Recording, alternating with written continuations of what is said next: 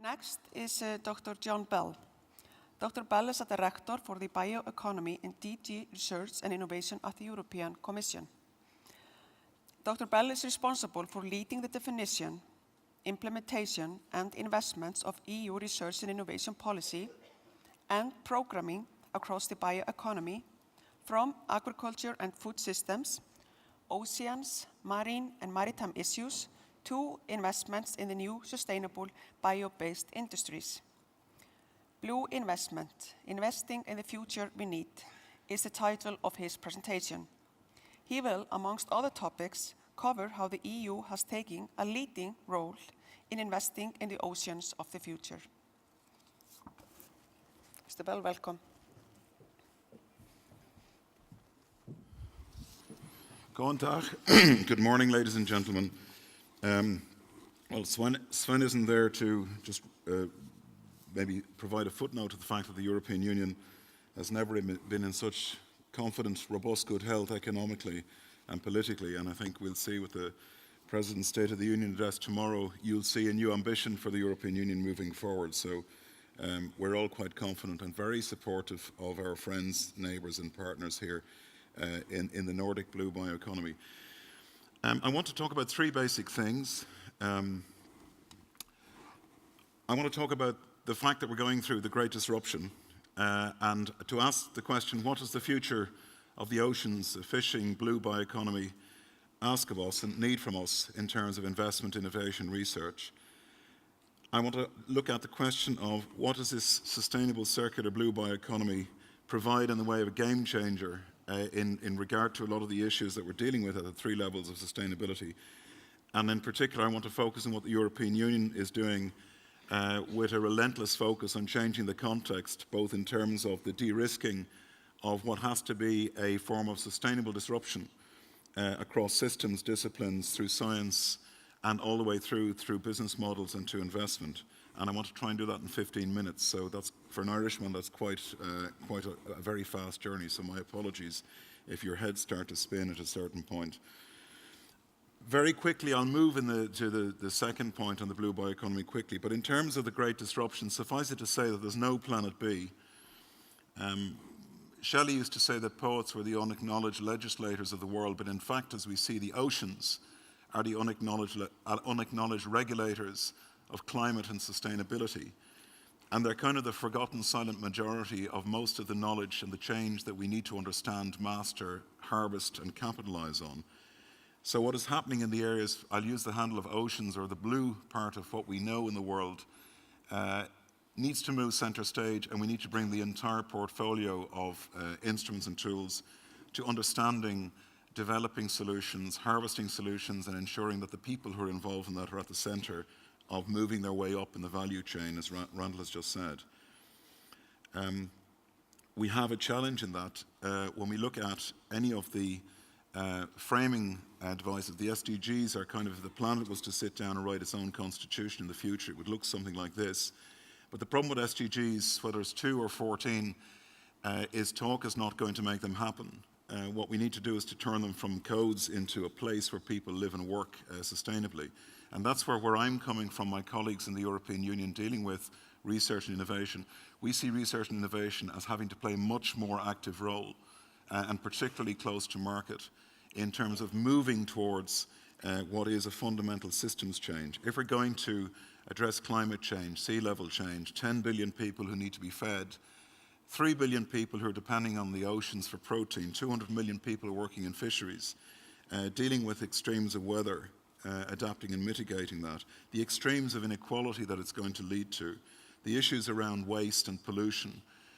You can talk about the perfect storm, but what we're looking at is we need, as part of this great disruption, our own innovative disruption as a solution to this. So we need to use research and innovation and investment to drive a form of sustainable disruption in response to that, to meet the challenges that are there, because systemic changes need systemic investments. And this is the indicator. If you're ever feeling very optimistic, just look at all the indicators there. That'll bring you down for a moment.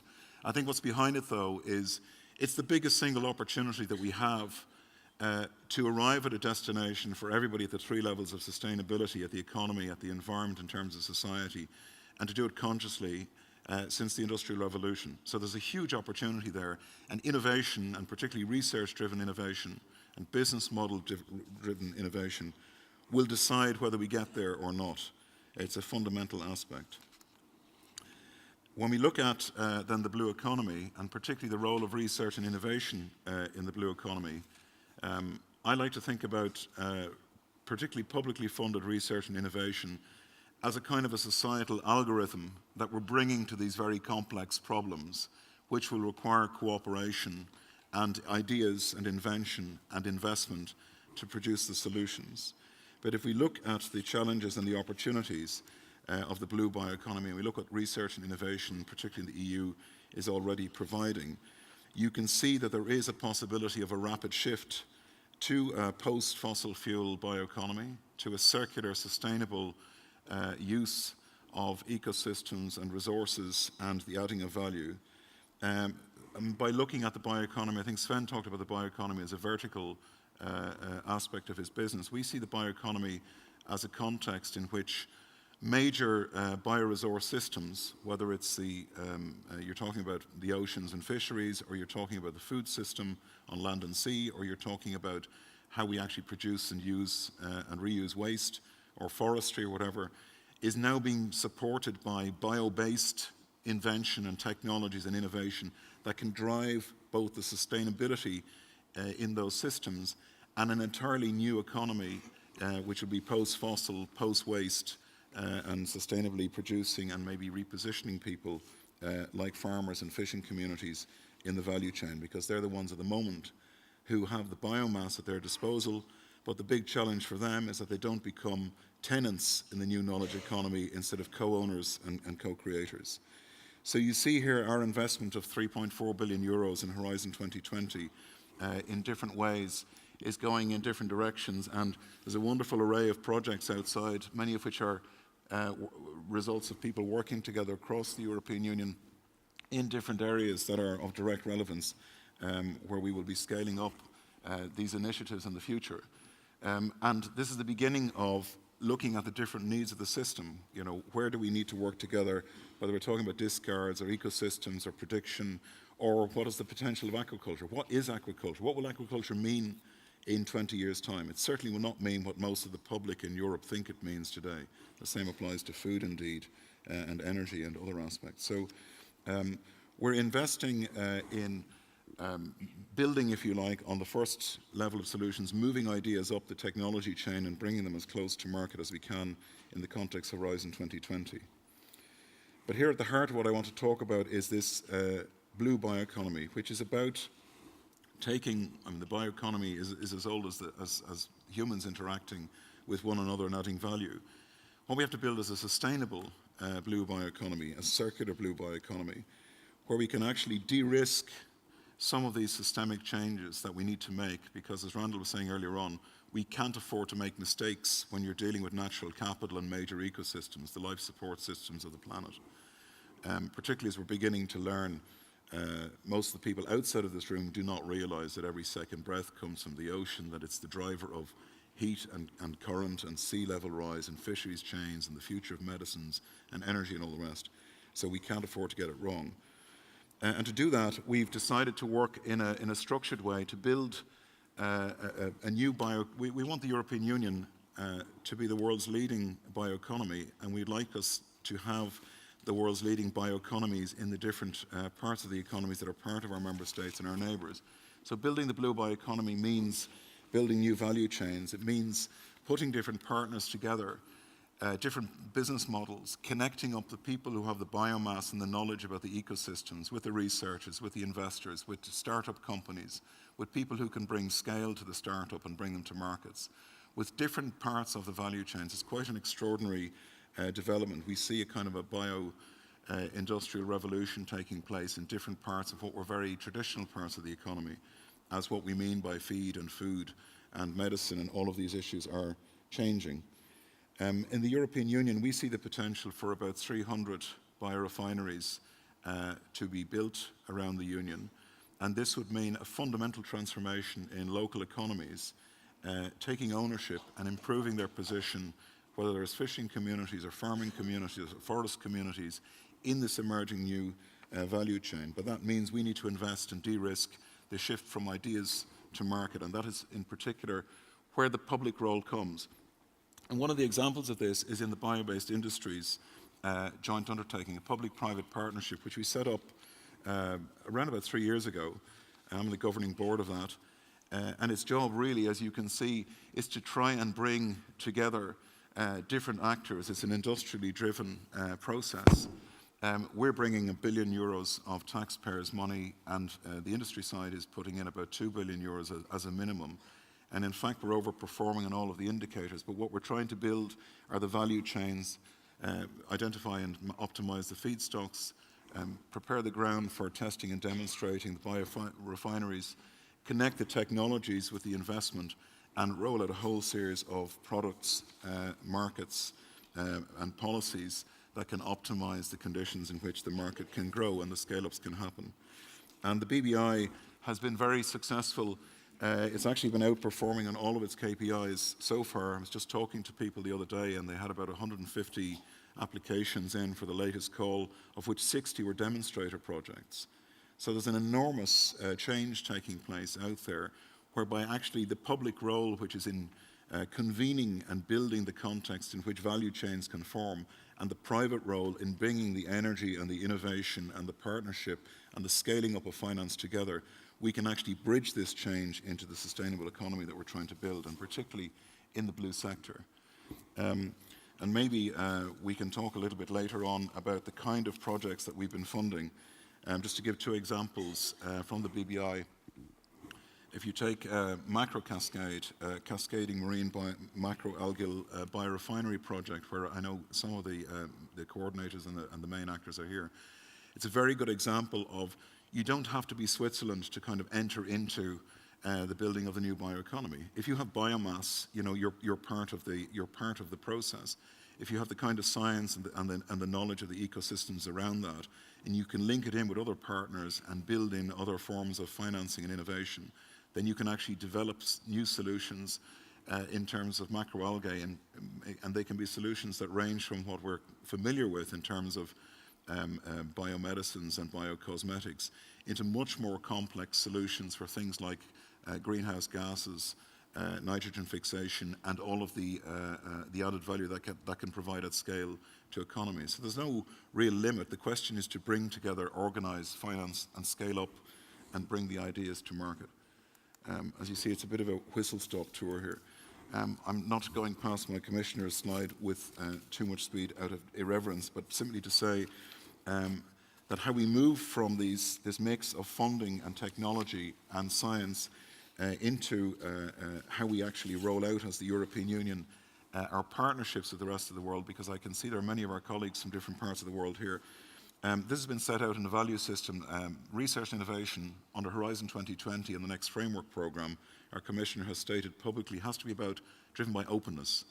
The European Union fundamentally believes that building the sustainable economy, it means we need to work with open science. So we're going to build and connect up the repositories of science that are publicly funded. And in this area, we're working on creating a blue cloud, which will connect the different repositories of science in the area of the scientific disciplines with which are linked to the blue economy, and make them available and accessible and affordable to those who need to use it. We need to have the kind of innovation that is open. The point that was made earlier about scaling and scoping, we're trying to have a complete portfolio of instruments from the framework programme and the European Research Council right the way through to the industrial partnership that de-risks the higher TRL levels of demonstration and testing. And now we'll be putting in place in the next few months a European Innovation Council, and that role is actually to take disruptive, smaller ideas and give them the kind of funding that is needed and that's covered by the public purse to try and get the scale up and get them moving closer to market. Within Horizon 2020, we're also going to look at the blue bioeconomy in terms of having an investment platform on the circular blue bioeconomy, which would allow us again to help some of these actors get through the valley of death. So there's an entire shift taking place in terms of how we do open innovation. But most importantly, at the moment, we need to be open to the world. So in many of the parts of the blue bioeconomy, we think of the blue bioeconomy in terms of our own economic and technological needs.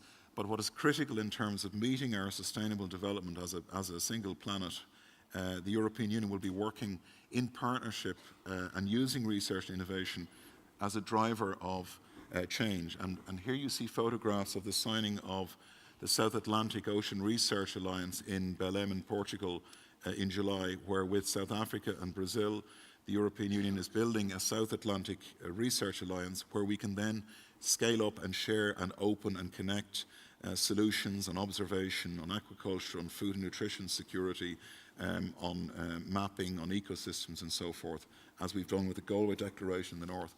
And that's one of the things we will do as the European Union to create partnership around the world. We started in the North Atlantic with the Galway Declaration. We're working in the Mediterranean. We're working in the Baltic Sea at the moment and in the Black Sea, in different sea basins, trying to use science and research innovation from publicly funded authorities to convene people and to share the solutions that can help everybody, all of us who are stewards of this very fragile system. I think you all know what Horizon 2020 is, but suffice it to say that we're in the process of running into the final phase of Horizon 2020, and we're in the beginnings of looking at internally what the next framework programme will be about. And it's no surprise, if you want to know what it's about, there's a report from Pascal Lamy, which is subject to public consultation.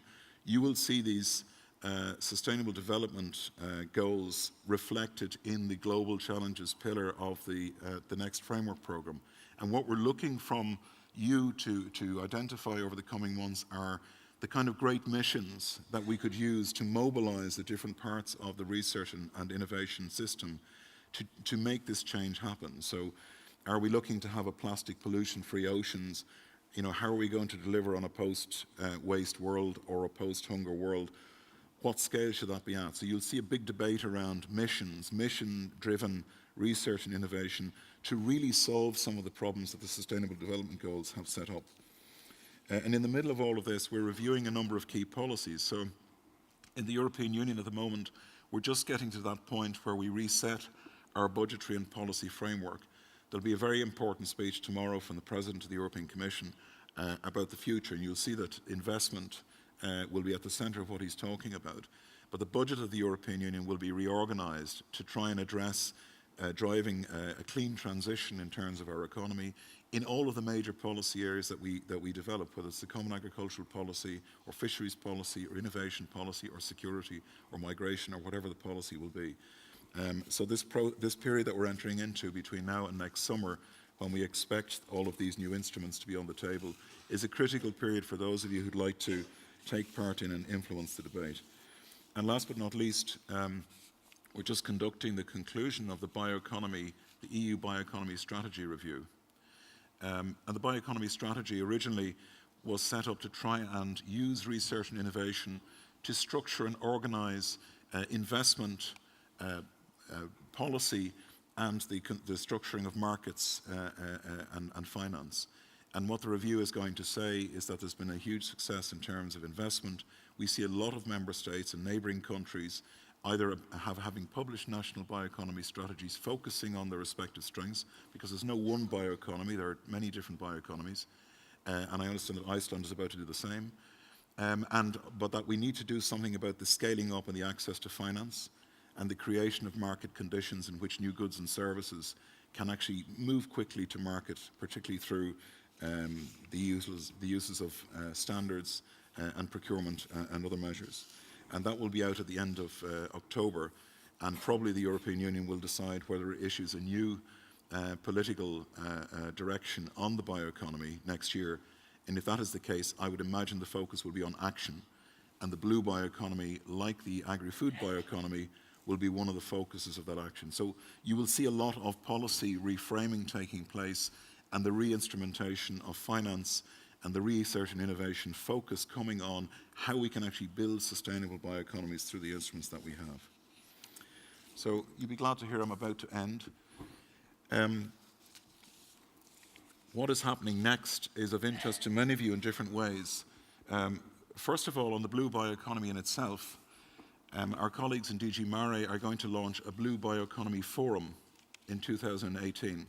And I strongly encourage you to take part in that. It really is a gathering of different stakeholders to shape with the European Union how we can actually instrumentalise and develop, finance and encourage the start-up of this blue bioeconomy in communities and innovators across Europe and around our neighbourhood.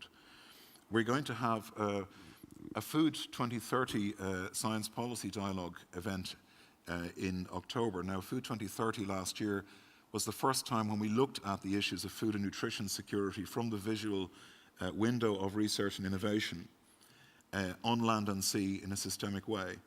And what we'll be rolling out over the next couple of years is a research and innovation agenda to actually fund some of the changes that can maybe have some of the major shifts that we need to find on things like protein alternatives, personalised nutrition, the kind of ecosystem changes that need to take place. And I think that event is going to be of great interest to many of you who've been involved in the development of Food 2030 as a research and innovation policy game changer. And lastly here you'll see that's on the 16th of October.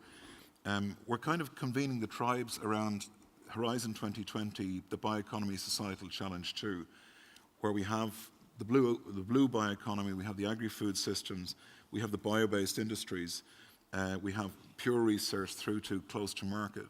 And we want to have a stock taking a few days together to work through what the challenges are. So you're very much invited to be active participants in that. It's from the 14th to the 17th of November, and there is actually a day for the blue economy will be addressed, and in particular the focus on how we use digitalization and a data-driven agenda to develop the potential and optimize the potential of the blue bioeconomy. So I hope you have sympathy for me in trying to cover quite as much ground as this. You see that you can't come to Iceland without having a proverb. I think I said at the beginning there's no planet B, and that the oceans are the unacknowledged regulators of sustainability. One of the problems is that is not understood outside places like Iceland and outside this room. So there needs to be a game change in the way in which people interconnect the 70% silent majority of the planet with how it's interacting with the rest. There needs to be a blue enlightenment, a change in thinking, a moving of these great ecosystems into the center of our thinking. And part of that is to say that innovation and research will be part of that, because in the end, a lot of sustainability will, to use the phrase, come out of the blue. So thank you very much.